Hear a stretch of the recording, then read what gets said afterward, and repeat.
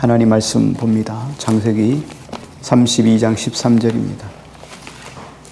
32장 13절에서 23절입니다.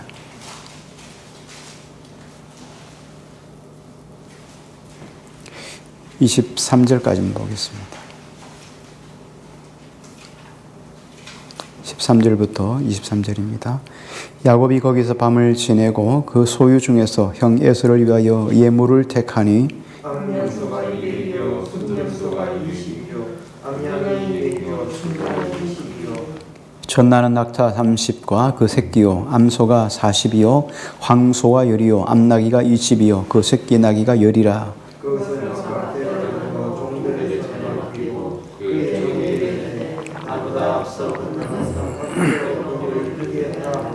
그가 또 앞선 자에게 명령하여 이르되 내 형 에서가 너를 만나 묻기를 내가 누구의 사람이며 어디로 가느냐 내 앞에 것은 누구의 것이냐 하거든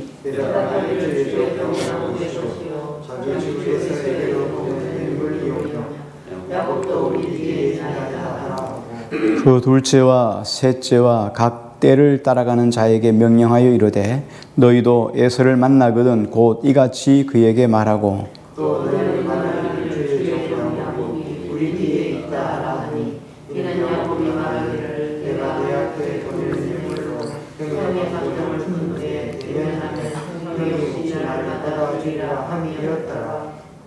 그 예물은 그의 앞서 보내고 그는 무리 가운데서 밤을 지내다가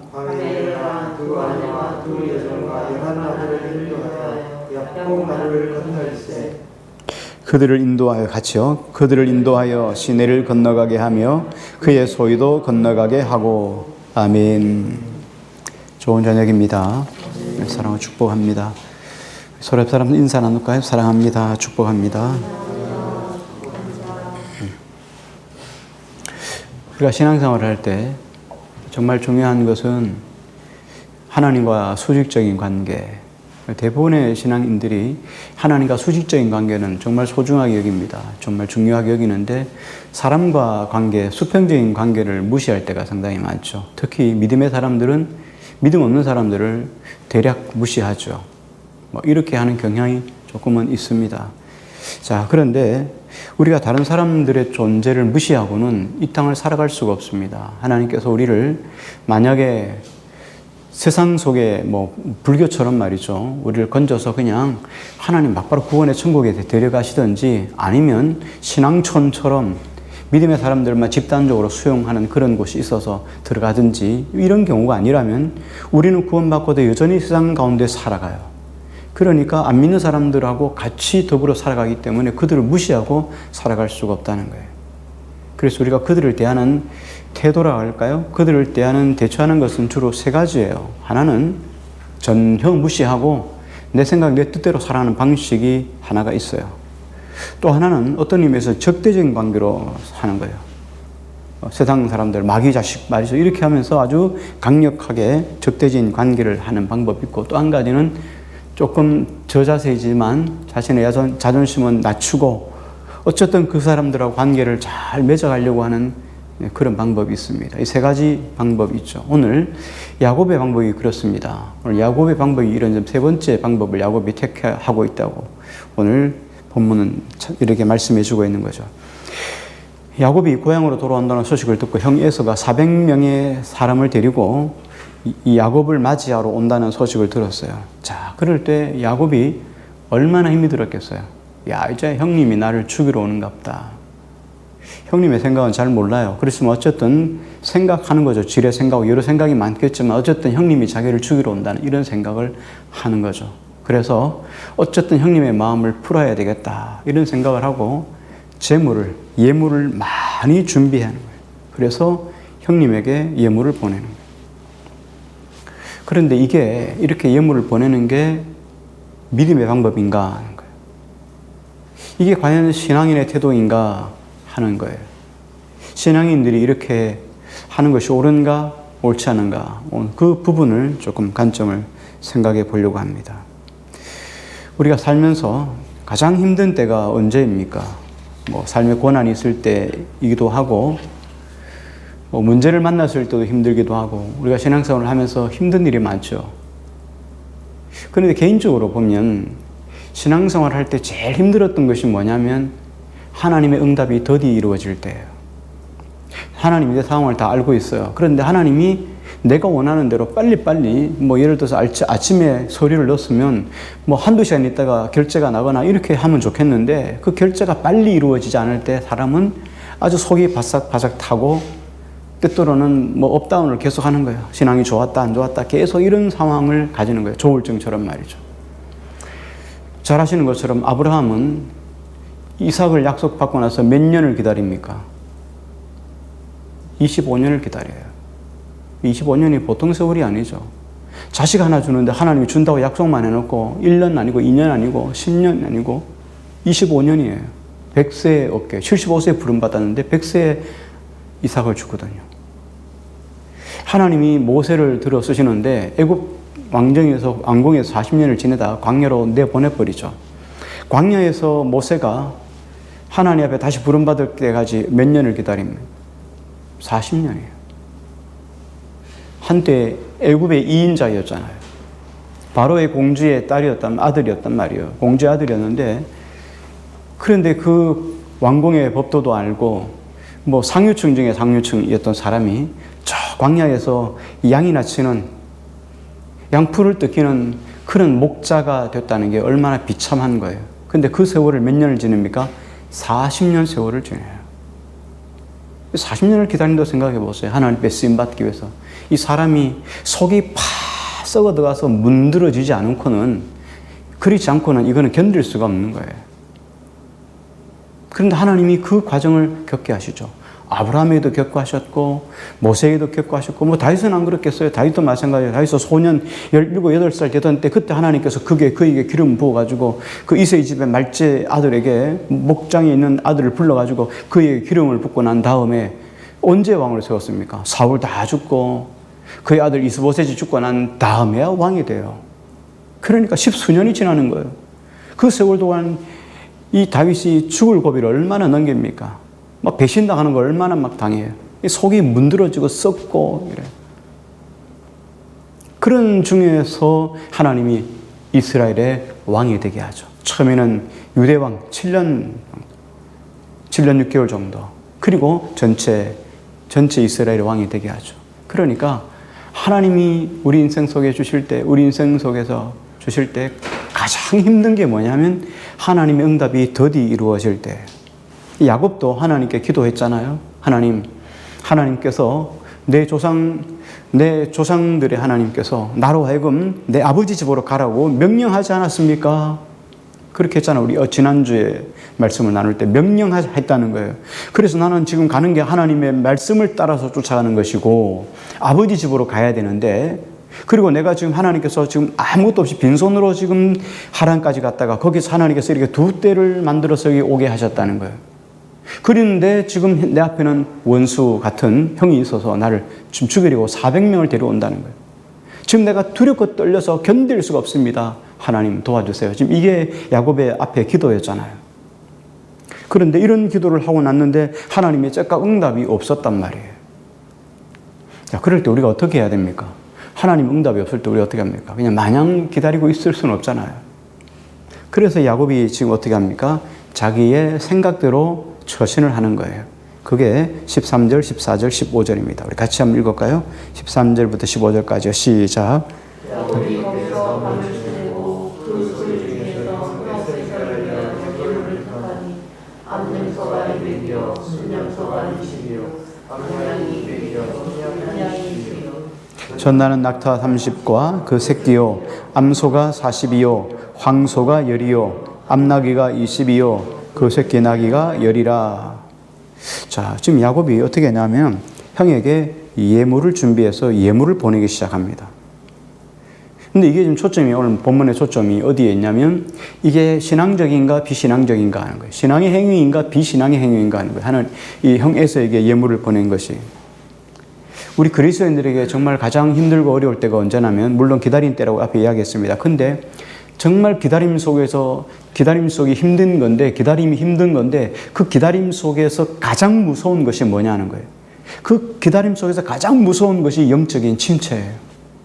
영적으로 떨어지는 거예요. 기다리는 동안에 하나님을 기다리고 내 할 일을 하면서 하나님을 기다리는 게 이게 신앙인데, 그 기다림 속에서 내 안에 문드러지고 썩고 완전히 다 조각조각 나고 정말 하나님을 바라는 사람으로 만들어지는 거죠. 그 가운데 아브라함도 마찬가지잖아요. 그 가운데 아브라함이 그 하갈을 맞아가 이스마엘도 낳고 이런 나락으로 떨어진 게 있잖아요. 17년 동안 허송 세월을 하고 이렇게 세월을 지냅니다. 모세도 마찬가지예요. 하나님께서 주신 어떤 그런 비전 가지고 애굽 사람을 군인들 때려잡기도 하고 광야로 도망가가지고 숨어 있고 말이죠. 이런 일들을 다 겪는단 말이에요. 그러면서 세월을 낚으면서 포기하는 거죠. 내려앉는데. 자, 그런데 그래도 중요한 건 뭐예요? 끊임없이 소망을 가지고 비전을 가지고 끝까지 지키는 것은 정말 힘들지만 무서운 게 뭐냐면 영적으로 다운되는 거예요. 이제 포기해 버리는 거예요. 영적으로 낙심하고 절망한 자리예요. 이렇게 영적인 침체가 오면 대부분의 사람들이 나타나는 증상이 있습니다. 3가지 정도의 증상이 있는데, 대체적으로 분노가 임해요. 분노가 임해요. 다윗이 그랬죠. 다윗이 옆에 있는 사람들이 다 배신하잖아요. 가까운 친구들도 배신하고 가까이 있는 신하들도 배신하고, 그럴 때 다윗이 시편 55편에 보면 영적인 침체를 이야기해요. 낙심하고 절망한 것을 이야기해요. 우리가 영적인 침체에 빠지면 하나님도 어떻게 할 수 없어요. 왜? 우리가 회복이 돼야 되니까.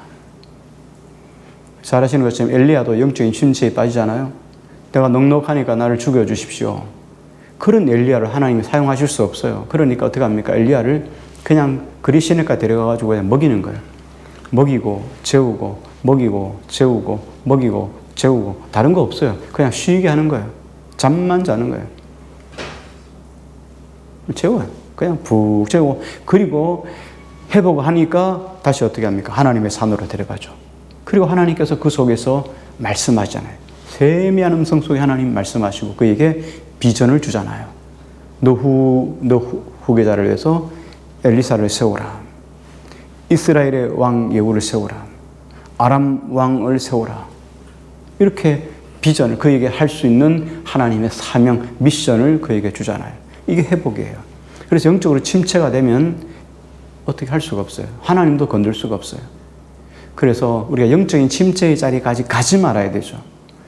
이 분노가 임하면 영적으로 아주 심각한 상황 속에 있다는 거예요. 여러분이 잘 아시는 말씀처럼 야고보서 1장 20절에 보면 사람이 성내는 것이 하나님의 의를 이루지 못함이라. 분노하면 하나님이 함께하지 못해요. 하나님이 역사하지 못하는 거예요. 두 번째, 영적인 침체에 빠지면 아무것도 안 해요.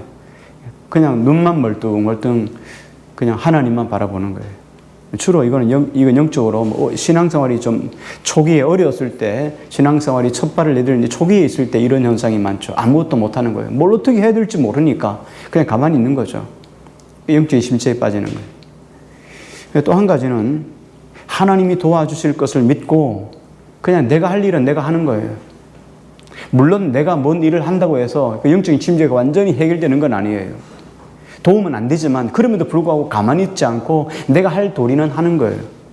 두드릴 건 두드려보고, 기도할 건 기도해보고, 찾을 건 찾아보고, 그러면서 하나님의 때를 기다리고 하나님께서 어떤 되어질 일들을 기다리는 거예요. 그러면서 내 할 일을 하는 거예요. 이게 영적인 침체에 빠지지 않는 비결이에요. 지금 마찬가지로 야곱이 이 방법을 선택하는 거예요. 에서가 와서 지금 일단 자기를 죽이든지 어떠한지 그거는 뭐 둘째치고 하나님이 아직 역사하지 않으니까 어쨌든 이 에서를 누그러들 수 있는 방법을 찾는 거예요. 그게 뭐냐? 예물을 많이 준비하는 거였어요. 예물을 보내는 거였어요. 그래서 어쨌든 에서의 마음을 누그러 틀어놓고 보자는 거예요. 그 다음에 어떻게 하나님이 하시겠죠. 그 이야기를 하는 거예요. 자, 야곱의 생각은 어떠했는지 한번 보시겠어요? 20절 한번 같이 볼게요. 시작. 말하기를 주의 종 야곱이 뒤에 있다 하니 이는 야곱이 말하기를 내가 내 앞에 보내는 일로 형의 감정을 충분히 듣느냐는 나는 형이 혹시 나를 받아주리라 함이었더라. 야곱의 목적은 뭐였냐면 먼저 예물을 가지고 형의 감정을 다 풀고 난 다음에 만나면 형이 그 예물의 마음이 좀 누글누글해져 가지고 야곱을 쉽게 받아주지 않겠는가 이런 생각이었어요. 자, 그런데 아까 앞에서 우리가 의문을 제기했듯이 이것이 신앙적이냐 아니냐 하는 거였어요. 자, 그러면 신앙적이냐 아니냐를 본다면 신앙적이지 않는 것은 뭐예요? 하나님 앞에서 야곱이 지금 기도했잖아요. 하나님, 우리 조상의 하나님께서 나를 집으로 돌아가라, 아버지 집으로 돌아가라고 말씀하셨다. 그래서 나는 하나님 명령에 따라 지금 가고 있는 중이다. 그런데 지금 에서가 나를 죽이러 오고 있다. 내가 지금 이렇게 빈몸으로 갔다가 두 때로 이루어서 왔다. 그런데 지금 에서가 나를 죽이러 온다니까 내가 지금 두려워서 견딜 수 없다. 이렇게 기도했잖아요. 그러니까 여기서 이야기하는 것이 비성경적이라면, 성경대로가 아니라면 야곱은 도망을 쳐야 돼요. 왜냐하면 야곱은 문제가 있을 때마다 도망쳤거든요. 일이 있을 때마다 도망쳤어요. 왜? 안 하면 그만이니까. 안 보면 그만이니까 도망쳤어요. 거기서 부딪히지 않았다는 거예요. 우리도 그렇잖아요. 사람하고 거꾸로 오면 안 만나면 그만이에요. 근데 안 만나면 그 문제 해결하고 안 만나고 딴 데 가버리면 미국으로 이민을 가버리는 거예요. 미국 가면 또 똑같은 사람이 그 모양만 다른 게 있어요. 노란 머리가 또 거기 앉아 있단 말이에요. 똑같은 사람이. 그래가지고 일본으로 또 이민을 가버리네요. 안 되니까. 일본 가면 또 아리가또 고자이마스 하면서 또 갈구는 거예요. 그러니까 하나님께 주신 문제는 해결하지 않으면은 어디 가도 똑같은 사람이 있어요. 피할 방법이 없는 거예요. 중요한 건 뭐예요? 그 문제를 통해서 나와 그 사람이 내게 주시는 문제를 해결해야 되는 거예요. 하나님이 나에게 바로 그 부분을 하나님께서 해결하기를 원하는 거죠. 야곱이 도망을 쳤단 말이에요. 지금까지는 계속 도망을 쳤어요. 그런데 야곱이 어떻게 합니까? 이번에는 도망치지 않잖아요. 도망치지 않으니까 이게 뭐 일단 성경적이에요. 도망치지 않는 이유가 뭡니까? 하나님께서 말씀하신 것처럼 아버지 집으로 돌아가기 위함이에요. 그러니까 성경적이죠. 야곱은 아버지 집을 도망쳐 나와서 하란으로 가서 20년을, 그렇죠? 20년을 꼬박 거기서 있었어요. 이 20년을 야곱이 도망가 있는 동안 하나님의 집, 하나님의 땅, 가나안 땅은 누가 차지하고 있었습니까? 형 에서가 하나님의 교회를 좌지우지하고 있었어요. 가나안 땅은 교회예요. 하나님의 집이에요. 하나님의 땅이에요. 그것을 에서가 주물럭거리고 있다는 거예요. 자기 마음대로 주물럭거리고. 비신앙인이, 신앙도 없는 에서가 그 땅을 차지하고 있었단 말이죠. 얼마나 억울한 일이에요. 얼마나 안타까운 일이에요. 그래서 야곱이 돌아가겠다는 얘기는 지금 하나님의 집을 회복시키겠다는 거예요. 하나님 땅을 회복시키겠다는 거예요. 하나님의 집, 하나님의 땅을 회복하기 위해서는 두 가지가 선결되어야 돼요. 첫 번째는 자존심을 내려놔야 돼요. 참 힘든 거죠. 정말 힘든 거죠. 야곱이 에서를 만날 때 뭐라고 이야기합니까? 예, 주라고 이야기해요. 주. 자기 형님한테 말이죠. 무슨 뭐 상관한테 이야기하듯이 말이죠. 왕을 아련하듯이 내 주께서 종에게, 자기는 종이라고 이야기하고 형은 주라고 이야기를 해요. 뭐 이런 사람이 있어요. 형님 만날 때 내 주여, 내 주여, 오랜만에, 너무 오랜만에 아련하나이다. 뭐 이렇게 하는 사람이 어디 있겠어요. 그렇지만 야곱은 자기 자존심을 내려놓고 형님을 주라 부르고 자기를 종으로 이야기를 합니다. 그렇다고 해서 야곱이 자기의 장자의 축복까지 형님에게 다 이양한 건 아니에요. 그건 놓아두고 지금 어떻게 합니까? 이 문제를 해결하기 위해서 지금 자기를 포기하는, 자기 자존심을 내려놓음으로 영적인 위치를 다시금 회복하려고 하는 몸부림이에요. 많은 사람들이 신앙에서 회복하기를 원하는데, 그런데 실패하는 이유가 뭡니까? 자존심을 내려놓지 못하니까. 이 자존심이 빨리 깨져야 돼요. 우리가 잘 알고 있는 가나안 성도들 있죠. 가나안 성도들. 그죠? 가나안 성도들이 어떻게 합니까? 대체적으로 교회를 나올 때 자존심 문제 때문에 나오잖아요. 그 상처를 받고 자존심이 상하니까 밖으로 나오잖아요. 다시 돌아가야 돼요. 아버지 집으로 돌아가야 돼요. 어느 교회든 가든지 교회로 들어가야 돼요. 교회로 들어가기 위해서는 어떻게? 내 자존심을 또 내려놔야 돼요. 근데 그 자존심을 못 내려놓으니까 회복이 안 되는 거예요. 그래서 그냥 디아스포라가 돼버리는 거예요.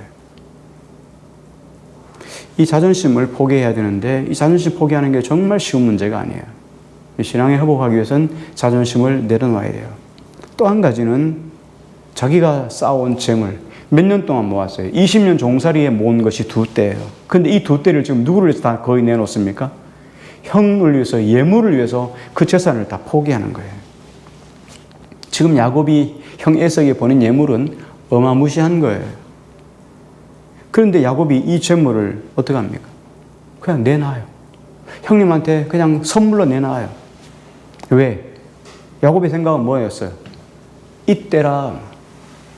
주의 은혜 받을 때가 이때라. 지금까지 20년 동안 재물을 모으려고 했던 목적이 뭐예요? 형님과 관계를 회복하기 위한 이때를 위해서 재물을 모았다는 거예요.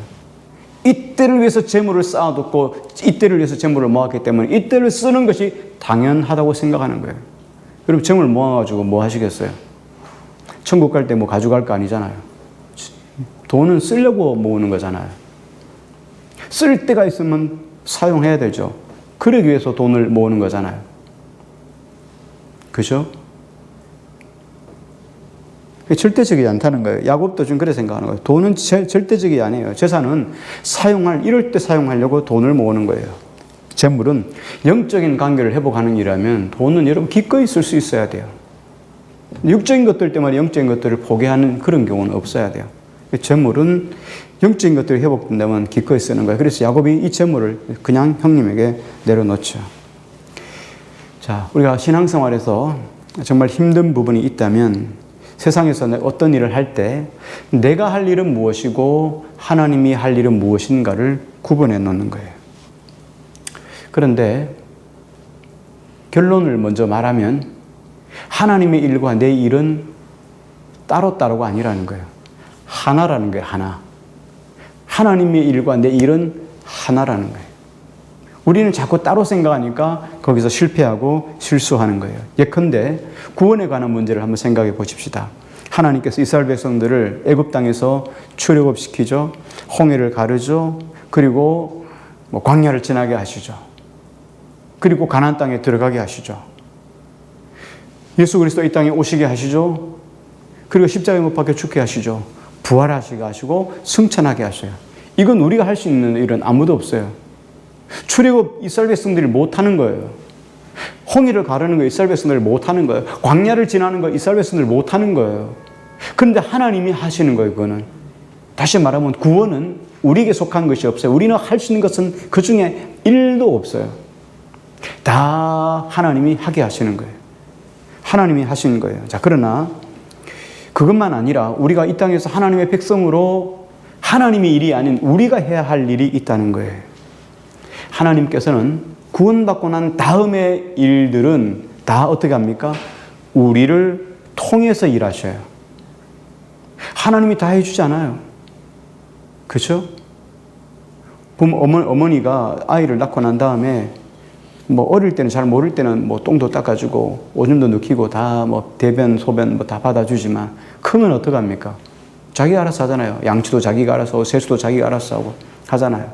우리가 구원받고 난 다음에 이 땅의 구원의 삶을 누리는 것은 우리가 스스로 해야 될 문제들이에요. 하나님께서 그 모든 것을 다 해결해 주지 않는다는 거예요. 우리가 해야 할 일들은 우리가 해야만 돼요. 성령을 통해서 우리가 해야 할 마음을 주시고 의지를 주시고 행동할 수 있는 믿음을 주시고 또 성령의 감동도 주시고 감화도 주시고 그래서 우리가 행동할 수 있도록 주시는 것이 하나님의 은혜예요. 우리가 그 주신 마음을 가지고 하는 거예요. 성령의 감동을 따라 행하고 성령의 감동을 따라 실천하고 성령의 감동을 통하여 걸어가고 성령의 감동을 통하여 진행하고 서고 하는 거예요. 하나님이 도와주셔야 돼요. 그런데 결론은 누가 합니까? 내가 한다는 거예요. 이게 중요합니다. 우리를 움직이게 하지만 하나님이 대신해 주지는 않는다는 거예요. 야곱이 가만히 있어요.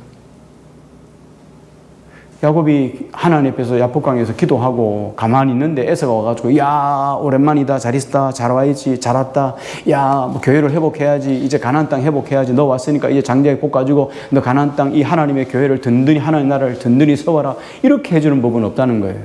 누가 해야 됩니까? 이거는 야곱이 해결할 문제예요.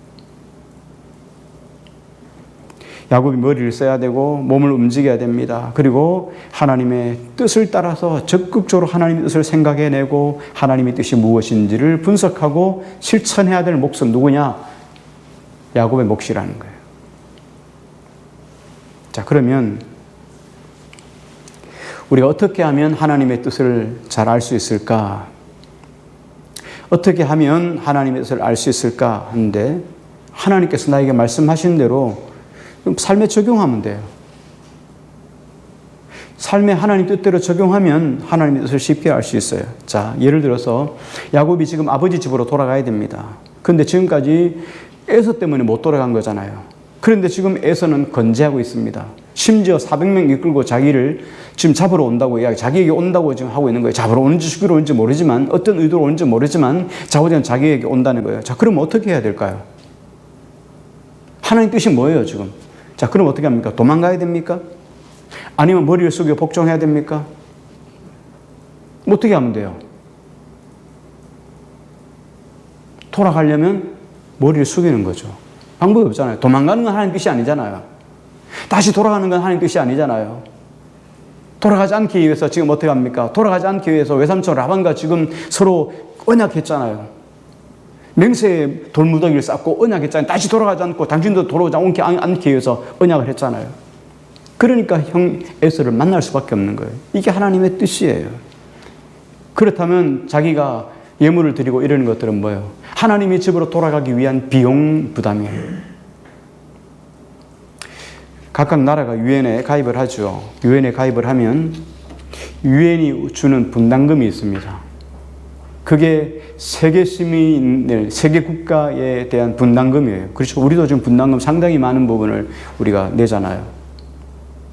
이게 하나님의 뜻을 이루기 위한 비용 부담이라는 거예요.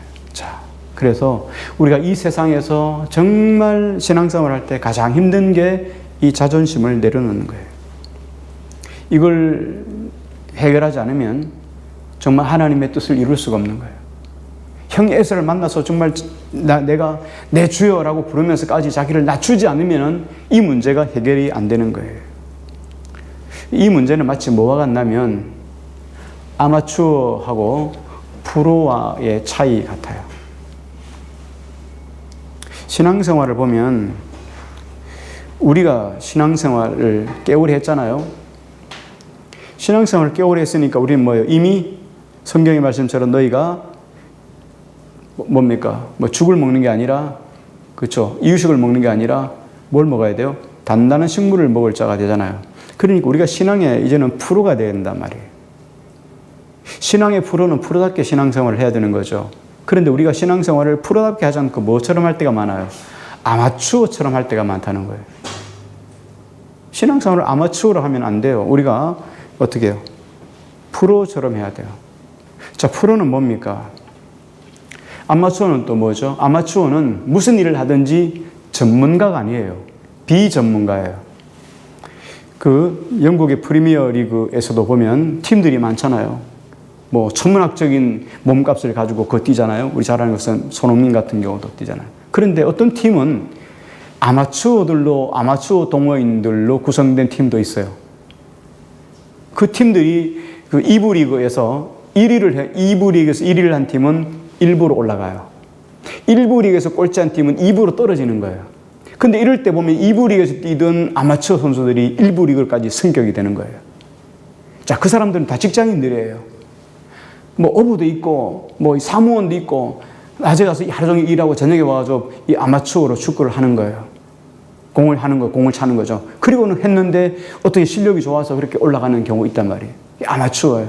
아마추어는 비전문가죠. 그러니까 전문으로 하는 사람이 아니에요. 거기에 생명 걸 이유도 없는 거예요. 이게 아마추어니까.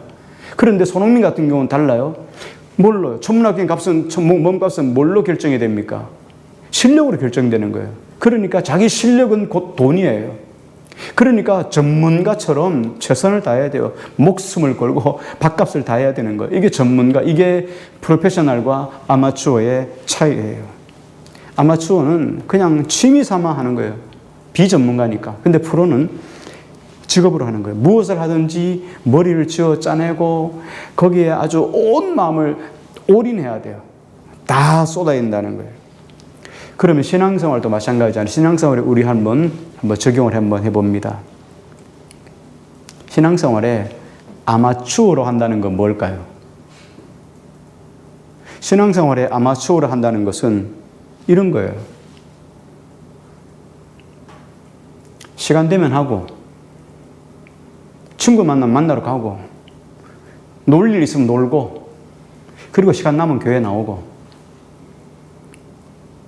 문제 있으면 그냥 자빠졌다가, 낙심했다가, 또 괜찮으면 교회 나오고, 아마추어식이에요. 프로는 어떻습니까? 문제가 생기면 그 문제를 지금까지 배웠던 내 신앙의 모습으로 그것을 내가 해결하는 거예요. 적용하고 주님께 의뢰하고 묻고 거기에 생명을 거는 거예요. 거기에 올인하는 거예요. 이게 전문가예요. 이게 프로페셔널이에요. 이 신앙의 프로페셔널이잖아요. 우리가 신앙을 많이 합니까? 믿음이 좋습니까? 믿음이 좋다고 생각합니까? 그렇다면 그 믿음 가지고 내 삶의 문제를 해결해야 되는 거예요. 문제 있어서 안 되네. 이거 문제 있어서 못하네. 피해가는 존재가 아니라는 거예요. 문제가 있는 건 있어요. 있으면 어떡합니까? 그럼 그 문제를 어떻게 해결할 것인가를 생각하고 답안을 내어서 그 답안을 가지고 적용해서 극복하는 거예요. 이게 프로예요. 문제 있으면 안 하면 그럼 누가 해요? 그 문제를. 그렇죠? 그러니까 다 어떻게 해요? 아마추어라는 거예요. 이건 이래서 안 되고 전 저래서 안 되고 그럼 어떻게 하겠다는 거예요? 뭘 어떻게 하겠다는 거예요? 아마추어는 맨날 어떻게 합니까? 피해가는 거예요. 시간 있으면 하고 없으면 안 하는 거예요. 신앙생활은 아마추어로 하는 사람이 있고 프로로 하는 사람이 있어요. 교회 안에서도 그래요. 프로처럼 신앙생활을 하는 사람이 있고 아마추어처럼 하는 사람이 있어요. 문제를 닥치면 아무것도 해결하는 방법이 없는 거예요. 그냥 피해가는 거예요. 그건 그렇다 치고 그 문제를 해결하는 거예요. 문제를 우리가 없으면 좋죠. 문제가 없으면 좋은데 문제가 생기면 어떡하겠어요? 생긴 문제를 어떻게 하겠어요? 그러니까 생긴 문제를 지금까지 우리가 쌓아왔던 믿음으로 해결해내는 거예요. 아, 그렇구나. 그래 됐다면 우리가 이것을 어떻게 하면 해결할 수 있지? 돈으로 해결할 수 있는 것인가? 아니면 힘으로 해결할 것인가? 지혜를 짜내야 될 것인가? 사람들이 힘이 동원돼야 되는 것인가? 그 판단해가지고 빨리 결정 내려서 해결하면 되는 거예요. 이게 프로라는 거예요. 아마추어식으로 행동하면 답이 나와도 못해요. 답이 나와도 안 되는 거예요. 왜? 아마추어니까. 해결할 능력도 없고 해결할 마음도 없으니까 안 되는 거예요. 자, 그런데 보십시오. 마귀는, 우리 원수 마귀는 어떻게 하고 있습니까? 프로페셔널이에요. 진짜 프로예요, 프로. 프로 중에 프로예요. 우리를 넘어뜨리기 위해서요, 수백 년, 수십 년도 지켜보고 있어요. 그리고 결국 넘어지게 만들죠. 사단이 그렇게 무서워요. 프로페셔널이에요. 어떻게 하면 우리가 넘어질지, 어떤 부분이 잘 넘어질지 사단은 너무너무 잘 알고 있어요. 나를 막 속속들이 알고 있어요. 하나님이 순간순간 나를 도와주지 않으면 사탄은 나를 넘어지게 만드는데 전문가예요. 아주 전문가예요. 밥도 안 먹고 아주 뻗치고 아주 준비하고 있어요. 그러니까 이길 수가 없는 거예요. 그래서 예수님이 이렇게 말씀을 하셨잖아요. 너희가 성령을 받기 전에는 이 성을 떠나지 말라. 주님이 성령을 우리에게 주신 목적이 뭡니까? 너희 힘으로는 백전백패라는 거예요. 우리 힘으로 사단 못 이깁니다. 우린 아마추어고 사단은 프로예요. 못 이기는 거예요. 그러니까 너희가 프로가 되기 위해서 하나님이 성령을 주신 거예요. 성령님이 도와주셔야지만 이길 수 있는 거예요.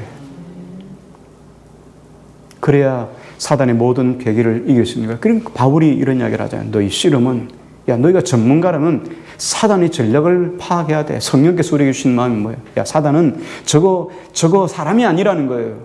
남편이 너를 막 쫄라대는 게 아니라는 거예요. 내 이웃이 너를 쫄라대는 게 아니라는 거예요. 너 이웃이 너를 갈구는 게 아니라는 거예요. 그 뒤에는 사단이라는 거예요. 너희 씨름 혈과 육에 대한 것이 아니다는 거예요. 권세와 정사와 하늘의 공중 권세 잡은 자와 악한 영들에 대한 싸움이라는 거예요. 너희가 프로페셔널이 되라 하고 주님이 말씀하시는 거예요. 그러니까 야곱이 형의 마음을 움직이기 위해서 어떻게 합니까? 예물을 엄청나게 준비해요. 그것도 예물을 엄청나게 준비하면서 몇 무더기나요? 세 무더기, 네 무더기를 만들었어요. 셋대, 그리고 각대, 셋대, 그리고 또 나머지 대. 네 개, 3개, 4개 만들어가지고 예물을 와 보내가지고 마음이 와 누울해져가지고 막 와 하고 있는 찰나에 또 두 번째가 예물이 오는 거예요. 또 예물이 마음이 식어질 때쯤 되니까 또 오는 거예요. 그러니까 세 때가 오고 또 다른 때라고 이야기하고 있어요. 그러니까 막 네 때가 막 계속 두들기는 거예요. 그러니까 지혜로워져야 돼요. 그렇죠? 프로가 돼야 돼요. 그래야 우리가 이길 수 있어요. 자, 그러면 여기서 이제 결론을 맺습니다. 적용을 합니다. 우리가 세상하고 잘 싸워야 되잖아요. 지금 여기서 결론은 뭡니까? 지금 세상과 잘 싸우자는 얘기잖아요. 지금 야곱이 에서를 어떻게 이길 것인가에 대한 것을 지금 집중적으로 지금 보고 있잖아요. 성경은 우리에게 이렇게 이야기를 합니다. 고린도 전서 2장 14절 15절 제가 읽어드릴게요. 육에 속한 사람은 하나님의 성령의 일들을 받지 아니하나니 이는 그것들이 그에게는 어리석게 보이며 또 그는 그것들을 알 수 없나니 그러면 그러한 일은 영적으로 분별하기 때문이라. 신령한 자는 모든 것을 판단하나 자기는 아무에게도 판단을 받지 아니하느니라. 세상 속 사람들은 신령한 사람들이 아니에요. 우리는 신령한 사람들이에요. 그러니까 세상 사람들이 하는 행동에 대해서 너무 거기에 마음을 치중을 두지 말라는 거예요. 자, 예를 들어서 이런 거예요. 에서가 400명을 데리고 있어요. 왜 400명 데리고 왔죠? 이유가 뭐예요? 이유가 뭐예요? 성경에서 뭐라고 이야기하고 있어요? 왜 400명 데리고 왔어요? 답이 없어요. 성경에 완전한 답은 없어요. 야곱을 죽이려고 왔는지 아니면 야곱 한 번 더 혼나봐라 하고 위협감을 주려고 400명을 데리고 왔는지 아니면 묶어가지고 뭔가 좀 괴로움을 주려고 왔는지 몰라요. 거기에 너무 세세하게 신경 쓰지 말라는 거예요. 왜? 그 사람들은 육적인 사람들이니까. 육적인 사람들이란 말은 뭡니까? 충동적이란 말이에요. 순간적으로 하는 행동이라는 거예요. 운전을 하고 하다 보면 제가 운전 초보일 때 저희 형님이 그런 이야기를 하시더라고요. 혹시 너가 운전을 하다가 잘못 운전을 했을 경우, 뭐 사고 나는 경우는 아니에요. 뭐 끼어들기 잘못하다가 어이구 뒤에 모르고 끼어들 수 있잖아요. 끼어들기 잘못했다니까 너가 잘못했을 경우 그냥 손을 들고 옆 사람은 보지 말라는 거예요. 그렇게 이야기를 했어요. 저인데 옆 사람 보지 말고 그냥 손만 죄송하다고 손만 이래 들어주라는 거예요. 왜? 그러면 그 사람이 너를 보면 그 사람이 분명히 너에게 욕을 할 거라는 거예요. 입모습만 봐도 욕인지 알잖아요. 그러면 뭐 마음이 심히 상할 거라는 거예요. 마음이 상하다는. 근데 그 사람들은 어떻게 해요? 그 사람들은 성령의 사람이 아니에요. 그러니까 충동적으로 욕도 하고 나인데 막 욕을 하는 거예요. 근데 그런 거에 대해서 너무 목을 매가지고 막 심각하게 생각하고 그렇게 할 이유 없다는 거예요. 왜? 그 사람들은 그냥 툭 던지며 지나가는 말이라는 거예요. 툭 던지면서 하는 걸 가지고 내가 생명 걸고 막 연구하고 마음 상하고 이럴 이유가 하나도 없다는 거예요. 우리가 계획을 해가지고 그놈 자식 하고 만나서 욕하는 거 하고 지나가면서 그냥 툭 하면서 욕하는 거 다르잖아요. 지나가면서 툭 하는 건 여러분도 할 수 있잖아요. 누구나 할 수 있어요. 근데 우린 욕은 안 하죠.